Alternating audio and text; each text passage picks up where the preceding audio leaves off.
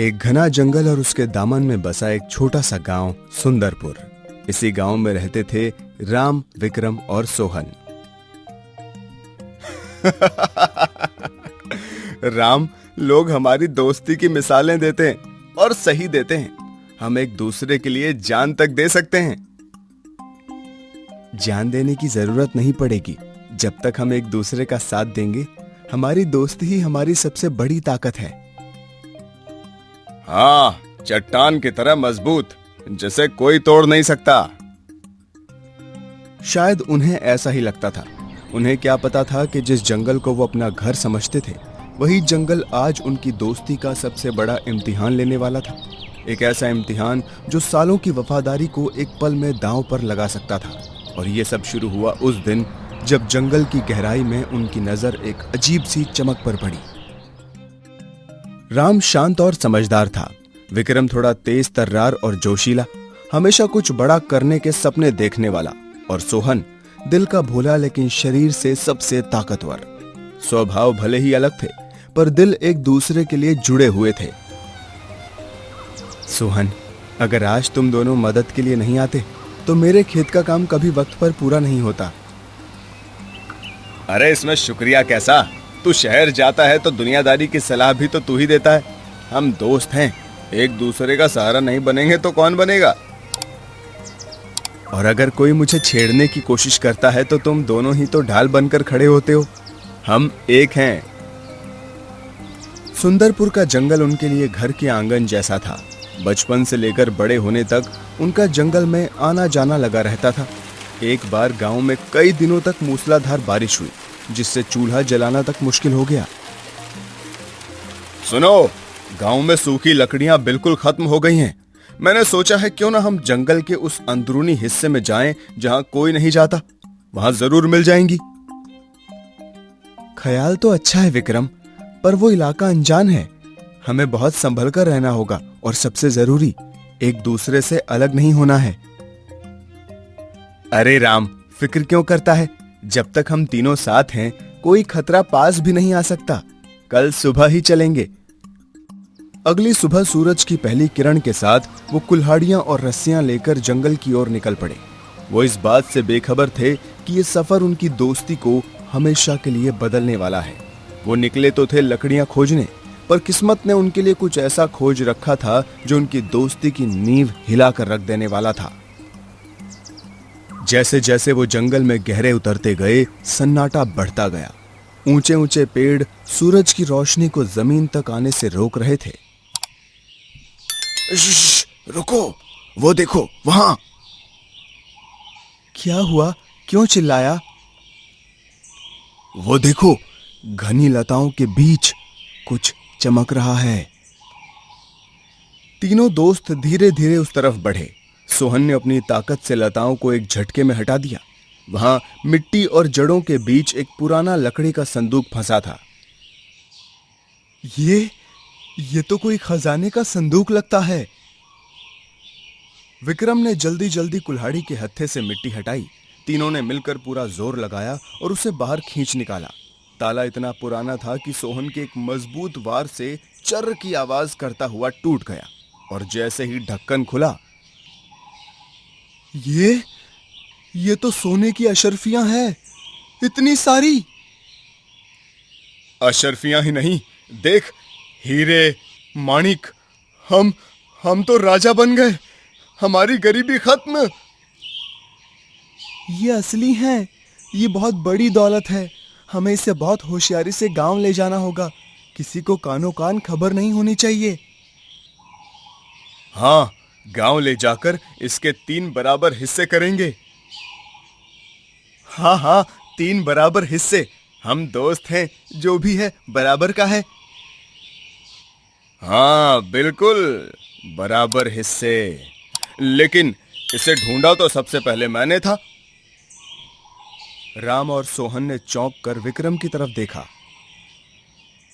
अरे मेरा वो मतलब नहीं था। मैं तो बस अपनी किस्मत पर हैरान था। खैर छोड़ो, पहले ये सोचते हैं कि इसे ले कैसे जाएंगे। ये बहुत भारी है।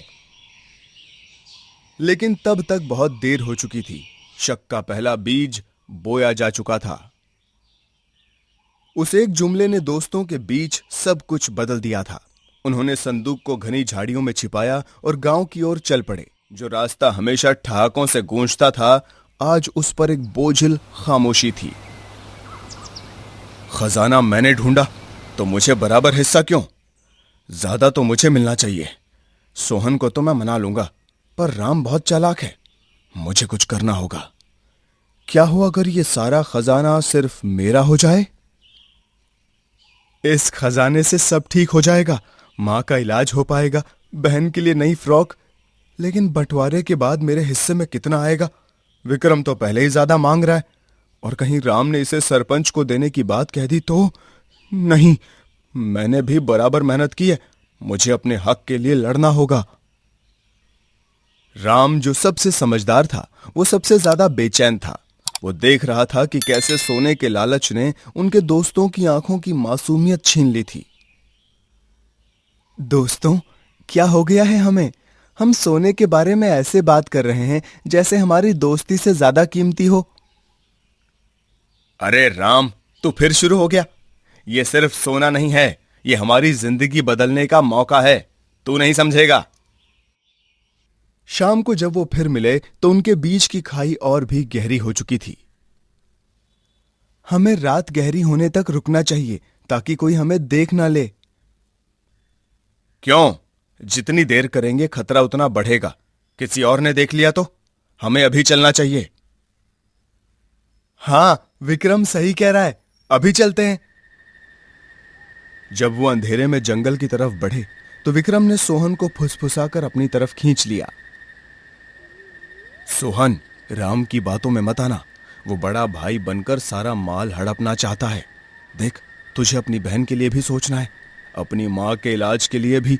हम दोनों को एक साथ रहना होगा, समझे? सोहन ने कुछ कहा नहीं, पर उसके कदम राम से और दूर हो गए। राम पीछे चलता हुआ ये सब देख रहा था और उसका दिल डूबता जा रहा था। जब वो इस झाड़ी के पास पहुंचे और संदूक को दोबारा देखा तो इस बार उनकी आंखों में खुशी नहीं, बल्कि उसे पाने की वहशी भूख थी। 1 मिनट, पहले हिस्से की बात होगी, फिर ये यहां से हिलेगा। हां, पहले तय करो किसे कितना मिलेगा। ये क्या कह रहे हो तुम दोनों? हमने तय किया था 3 बराबर हिस्से। पर खजाना मैंने ढूंढा था। मेरी नजर तेज है। मुझे आधा मिलेगा, बाकी बचा हुआ तुम दोनों आपस में बांट लो। ये नाइंसाफी है। सबसे ज्यादा जोर तो मैंने लगाया था। मैं ना होता तो तुम इसे हिला भी नहीं पाते। मुझे भी ज्यादा चाहिए।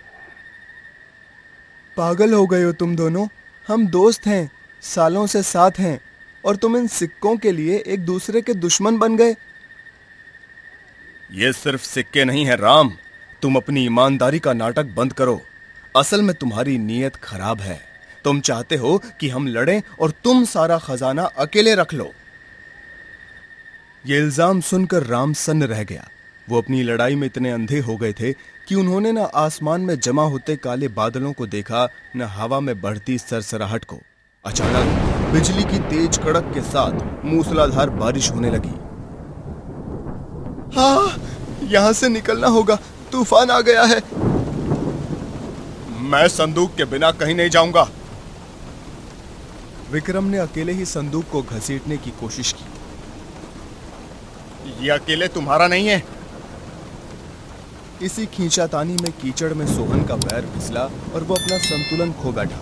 एक चीख के साथ वो पास की एक गहरी खाई की तरफ लुढ़क गया। गिरते गिरते उसका हाथ एक पेड़ की जड़ पर अटक गया। बचाओ, बचाओ, राम, विक्रम, मुझे बचाओ, मेरा हाथ छूट रहा है। एक पल को विक्रम और राम पत्थर के बन गए। उनकी आंखों के सामने उनका दोस्त मौत और जिंदगी के बीच लटका था। विक्रम की नजर एक बार सोने के संदूक पर गई, फिर सोहन पर। एक पल के लिए उसके दिमाग में शैतानी ख्याल आया, अगर सोहन नहीं रहा तो हिस्से सिर्फ 2 होंगे।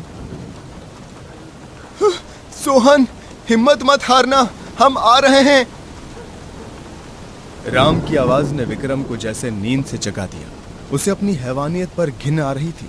वो चंद सिक्कों के लिए अपने भाई जैसे दोस्त को खोने वाला था। तभी पास की झाड़ियों से घुर्राने की आवाज आई। एक भूखा भेड़िया उन्हें घूर रहा था। अब उन्हें चुनना था खजाना या दोस्त। एक तरफ खाई में लटका दोस्त, दूसरी तरफ भेड़िए का खतरा। उसे एक लम्हे में सोने का लालच धुएं की तरह उड़ गया। विक्रम, भेड़िए को भगाओ, मैं सोहन को ऊपर खींचता हूं। ओए, भाग जा यहां से। विक्रम भेड़िए की तरफ लपका। दिल में डर था, पर दोस्त को बचाने का जुनून उस डर से कहीं ज्यादा था। भेड़िया कुछ पल घूरता रहा, फिर गुर्राता हुआ अंधेरे में गुम हो गया। उसी वक्त राम खाई के किनारे पेट के बल लेट गया। सोहन, मेरा हाथ पकड़, हिम्मत रख।